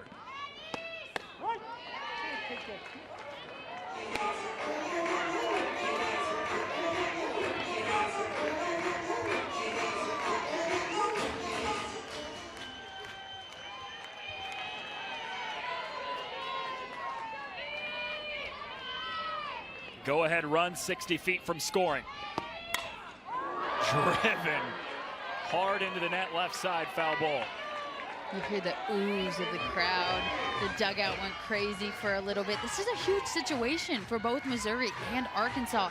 If Katie Chester can get a base hit here, if it's something in the gap, you at least go up 1, maybe 2, depending on how much speed over there at first base. But Shanice Dels has to find a way to get her Arkansas Razorbacks back in with just a tied ball game here. Hops into Kamenzen, 2-2. Both 8th inning home runs came off Dels yesterday. The 2-run single for Riley Frizzell has come off of Dels today to tie the game. Got her out in front of the off speed to end the inning.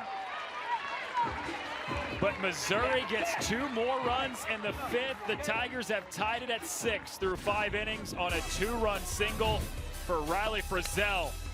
3 runs driven in today for Frizzell. And we're going to the 6th, tied at 6. Double by the quarterfinals. Arkansas, because of an Alabama loss, they got walked off by Ole Miss just a moment ago. Arkansas has also clinched a top 4 seed, but a Razorbacks win gives them the 3 seed. Razorbacks loss makes them the 4 seed. Christina Foreman way out in front of the first pitch from Lauren Krings to start the 6th inning.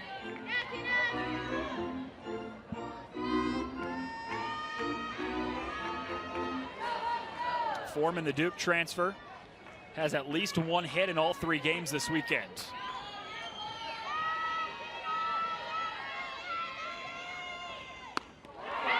Hits her. We hadn't seen anybody hit by a pitch in the first 2.5 games. We saw 1 in the bottom of the 5th, now 1 in the bottom of the 6th.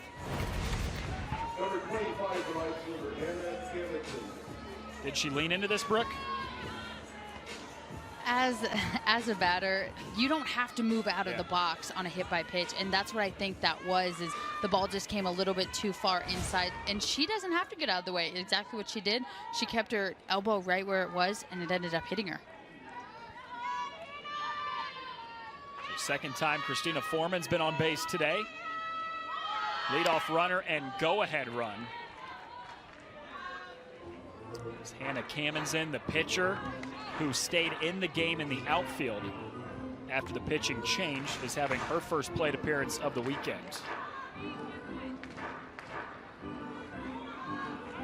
So Missouri loves to sack bunt, small ball team. Arkansas, not so much. Next to last in sack bunts this year, just 11 total. Not typically a small ball team.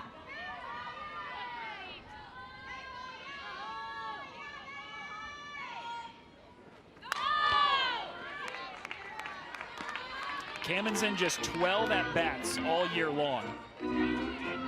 Great pitcher in the circle. 4 times this year been named the SEC Freshman of the Year, but just doesn't see many at-bats.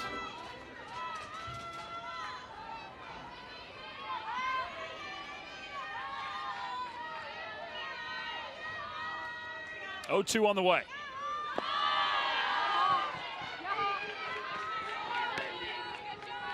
You have to think that Coach Steifel maybe kept her in the game for the opportunity for her to come back into the game later to pitch. Because if she took her out, she would not be able to go back in. But then the fact that she went into right field, she would have the opportunity to then come back into pitch if needed. Fouled out of play. Yeah, I would imagine that has to be the reason you keep her in case things go south with Dels, which you're hoping they don't, obviously, if you're an Arkansas fan. But if they do, you have the chance to bring her back in the game and pitch. And you got to think, they're on their 4th pitcher of the game today, and they only have 1 more pitcher besides Kamenzen to come in, and that is Callie Turner, who has not pitched all weekend long. When Robin Herron started, she's really good, but we had kind of thought, all right, the leash might be short, and then you might pull her early and get to Dels. Well, the way it ended up being for Coach Deifel is the leash was short with everybody. As soon as anybody started getting into any trouble, she made a pitching change. Out in front of the 2-2, it's a strikeout for Krings. Comes back with that changeup. She'd been attacking the upper half of the zone to Kamenzen. She comes back with this changeup. She's just too far out in front of it. Huge strikeout for Krings after giving up that hit by pitch.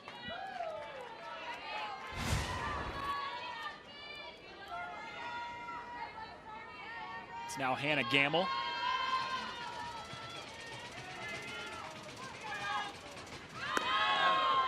Oh for 1 with a walk today for Gamble.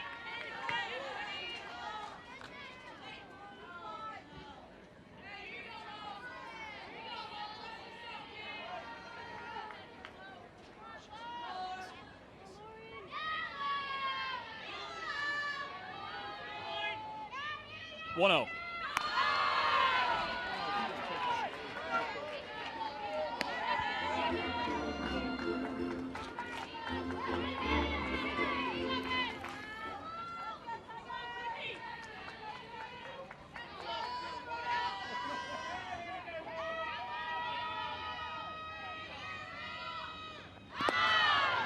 despite the slump that Hannah Gammel's had the last couple of weeks, Courtney Dyfel could not have spoken higher about her this week. She said, I know the numbers aren't there, but just her physical presence of being on the field, being in the dugout, being a part of this team makes us a better team. She's their leader. She's who everyone turns to. She's that constant force, never has too high of highs or low of lows. She is what makes this team go round. And she earns her second consecutive walk to put 2 runners on base.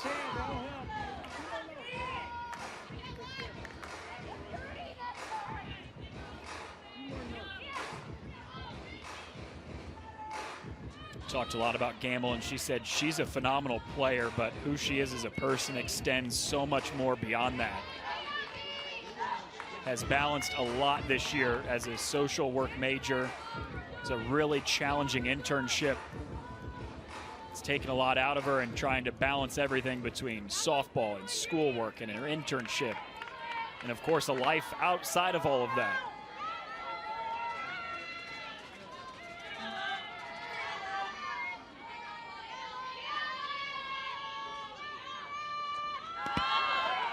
Bounces in, runners get a great jump as it got away from Crenshaw. Runners on second and third, go-ahead run for Arkansas, 60 feet away with just 1 out.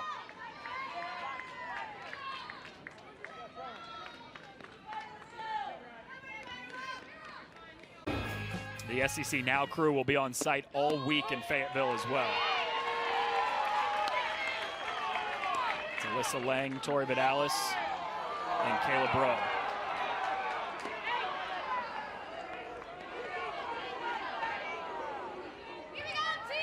Courtney Dyfel has not been happy with a couple calls in the last inning or so. Cannonson lifts it. Shallow left field. Is it deep enough? Foreman takes off, then pulls back. Throws sails. Pinnell's there to back it up. That was huge from the freshman pitcher to be there and back it up. She just saved a run. She saved a run and did what pitchers are supposed to do. One, got the batter to pop up into shallow left field. On top of that, you see her sprint behind home plate. That is an excellent job by Taylor Pinnell. She just saved a run for her Missouri Tiger team. Snyder puts a little bit too much on it, sails it over Crenshaw, but Pinnell needed to be right where she was.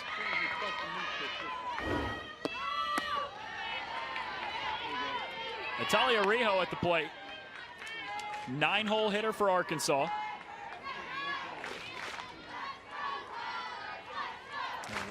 The last time she was at the plate, hit a grand slam in the 4th to give Arkansas the lead. Fouls this one off. Here it is, Brooke. Biggest swing of the day for Arkansas. Gave them that 4-run inning in the top of the 4th. It was all Arkansas at that point. She got a pitch over the middle from Lauren Cranes and crushed it out to right center field. That made it 6-3. Missouri has scored 3 unanswered since then, all off the bat of Riley Frizzell. A solo home run and a 2-run single.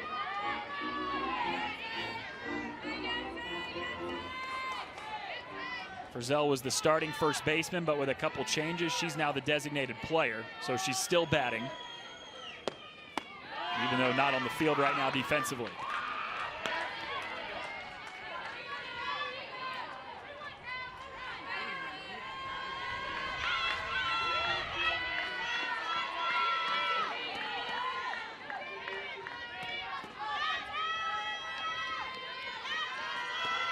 Two-one from Pinnell.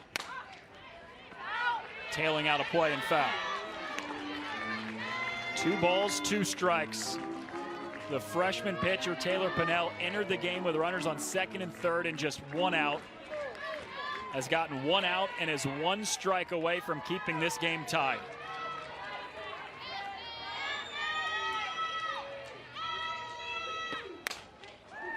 That's lifted in the air, center field. Well playable for Honnold in front of the warning track.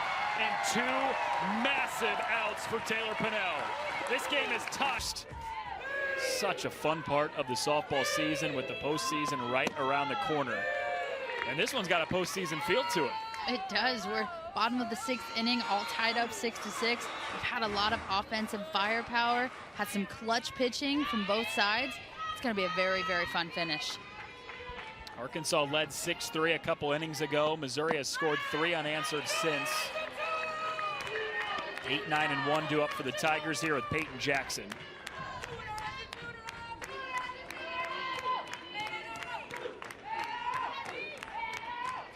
Jackson 0 for 6 on the weekend, looking for her first hit against Arkansas pitching.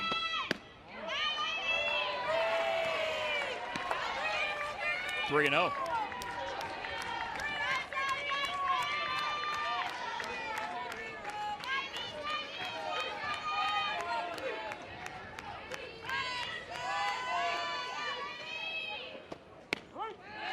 First strike of the at-bat.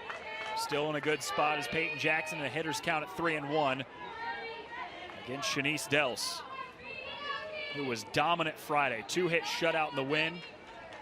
Took the loss yesterday in extra innings on the Mizzou walk-off. And she's not responsible for giving up any of the runs because she inherited a couple runs, but she gave up a 2-run single in the 5th inning to tie this game up today.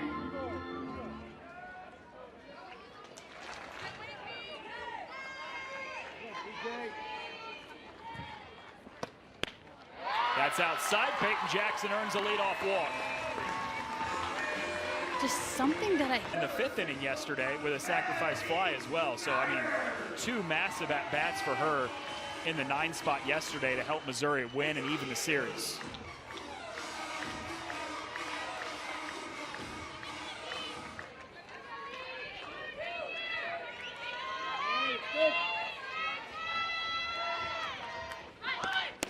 Squares to bunt, pulls back and takes a strike. She didn't like the call. And apparently neither did the Mizzou fans on that one either. No, really? Shocker. They didn't like it?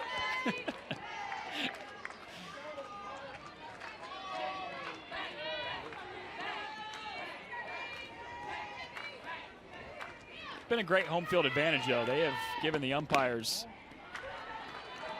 some trouble this weekend. Being loud, disagreeing with some calls. It's what you want from your home fans, right? Exactly. They make sure that every single call goes the Mizzou way.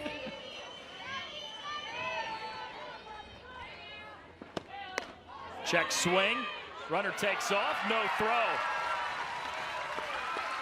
Jackson steals the bag. She's in scoring position with her 11th stolen base of the year. She Camden's in after that pitch. She wanted to go and try and check it, but because of that, she was caught slacking, and Peyton Jackson took second base. That is a very, very aggressive move from Coach Anderson, but that's what they do all year long. They play the small ball, they steal bases. Outside corner again, same reaction for Snyder. She has pulled back the bunt on both strike calls this at-bat.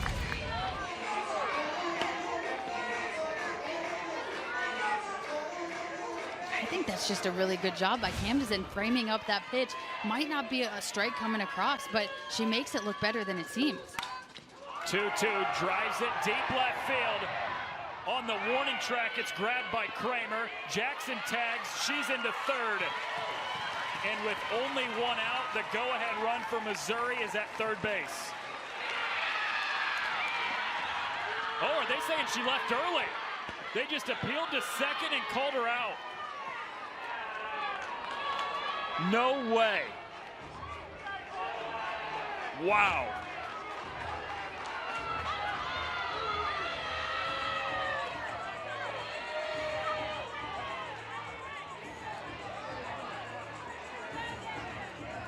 The shortstop, number 3, Jenna Laird.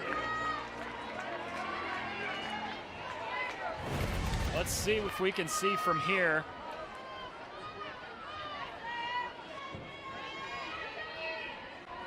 Ooh. That is really, really close. Right. When the first touch of the glove right there, and she's still on the bag. She's still on the bag.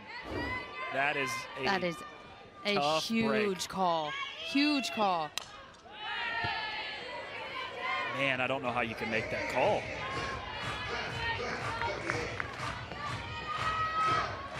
don't know if that is a reviewable play by Coach Anderson as well, because I saw her point to the headset, but I don't know if that's under one of those that can be overturned. That's a tough break for Missouri. I know it was close and you could tell she was starting the running motion, but that foot looked like it was still in the bag when it was caught in left field.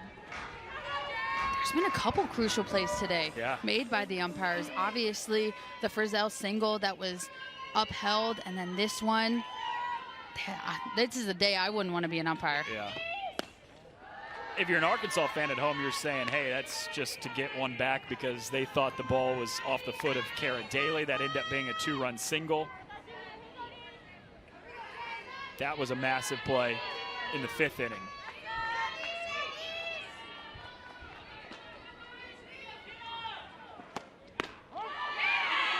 Called strike 3. How quickly that 6th inning turned. Going to the 7th, tied at 6.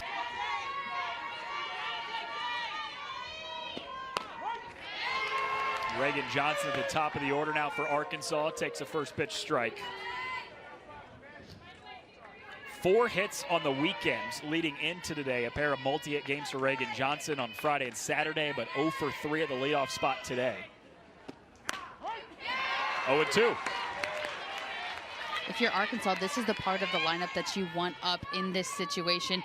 The top of your order, yes, Reagan Johnson hasn't gotten on base today, but she's what starts everything. She's the spark, she's the fire. And then Reagan Kramer, with the weekend that she's had, they are in a very good situation to try and manufacture some runs here.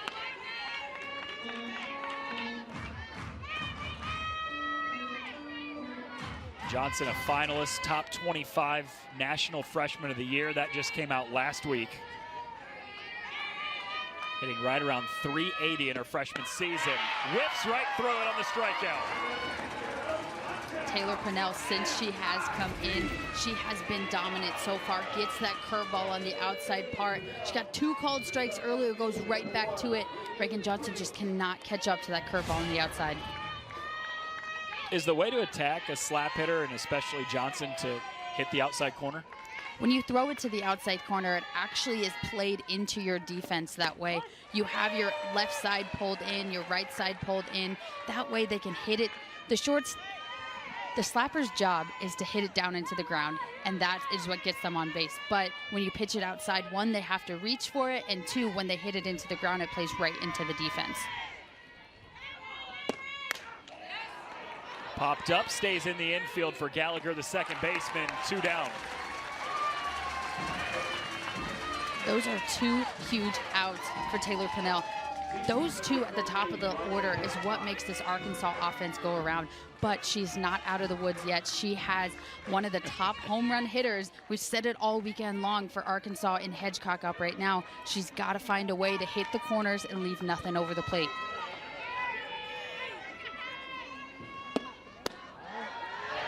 Just below the knees, 1-0. It hasn't been Rylan Hedgecock's weekend, just 1 of 9, but she can change the game on 1 swing of the bat.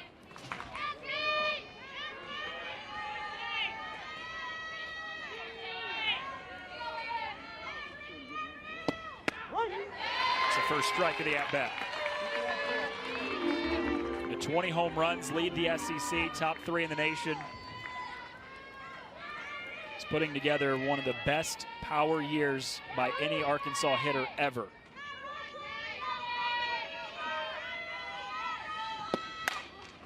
Whips that ball foul.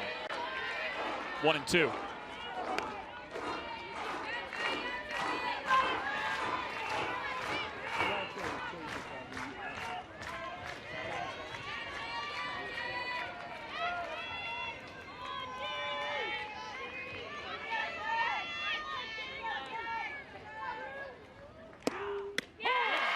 Strike 3, the freshman Taylor Pennell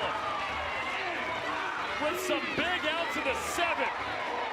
She comes back with this changeup on the outside part of the plate for it all day long. Goes after the first pitch, strike 1. Alex Honnold had the only 2 hits in day 1 of this series against Dels, who threw a 2-hit shutout.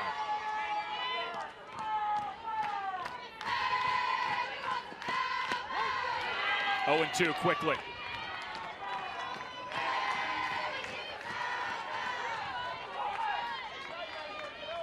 Arkansas has won 12 consecutive road SEC series leading into this weekend. Honnold flies it into center field. There's Reagan Johnson, and there's one away. Huge out for Arkansas and Shanice Dels. You are facing the Tigers' best hitter, and you were able to get her out. But here comes Kara Daly, who walked it off last night against Shanice Dels. This is another matchup that Shanice Dels has to be careful with. She cannot pitch anything too good to Kara Daly.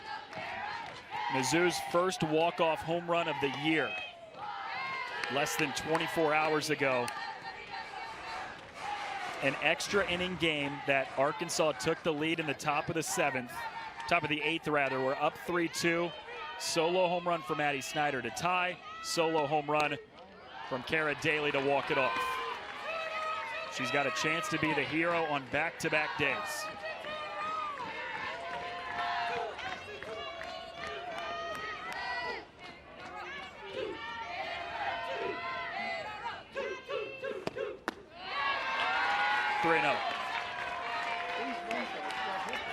Shanice Dels is trying to be careful with Kara Daly right now. She knows what happened last night, but she's being a little bit too careful. She got all the way down 3-0. You don't want to put the game-winning run on first base from a walk.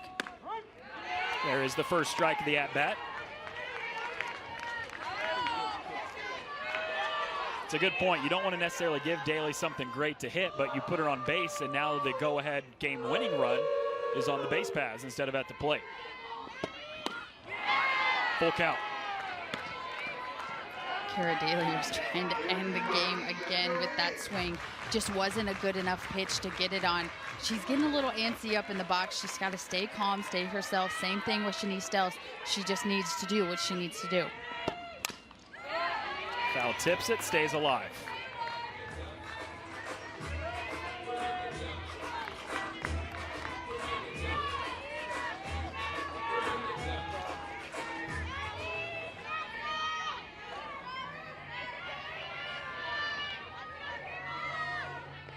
Here comes another 3-2. Fouled it off again.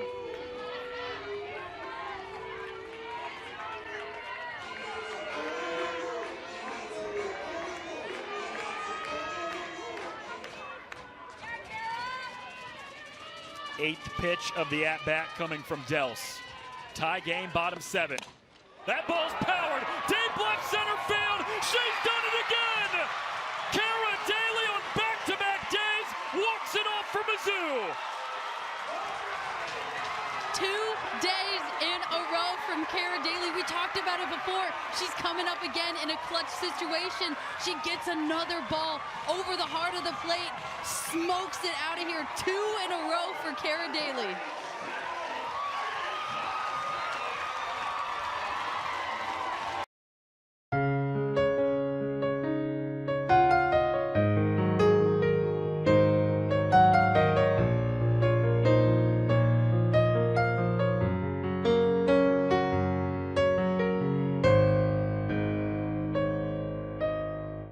Whenever I look into your eyes, I find less peace and love for me. You are everything that I have ever wanted. I want to spend every second of my life with you.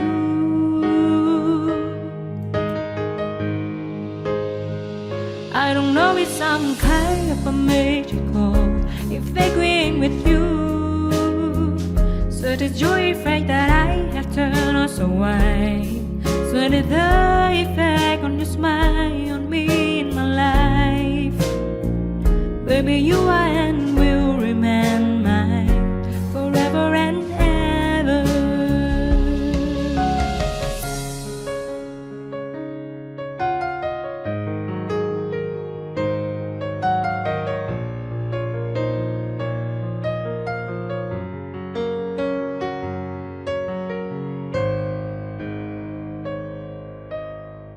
Whenever I look into your eyes, I find less peace and love for me.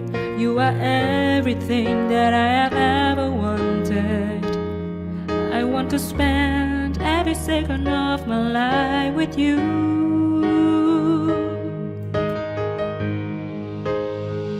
I don't know, it's some kind of a magical effect with you. So the joy effect that I have turned us away. So that the effect on your smile on me in my life.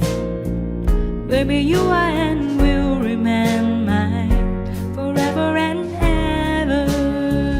I don't know, it's some kind of a magical effect with you.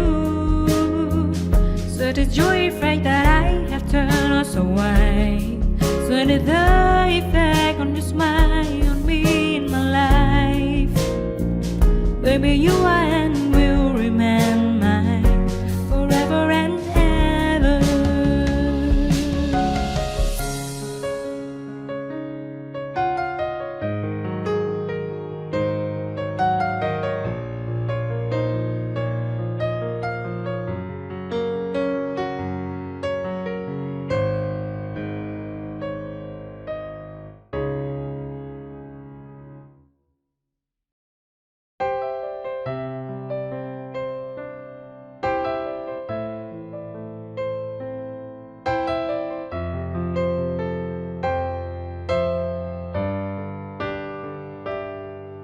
I never want to leave you at any cost.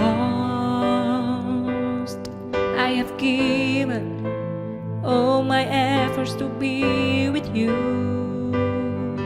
I pray that you stay by my side and keep my promises. You are the best part of my life. You will fill my life so my love and heart with internal happiness. Imagining my life without you seems impossible now. I'm fortunate that I have for you.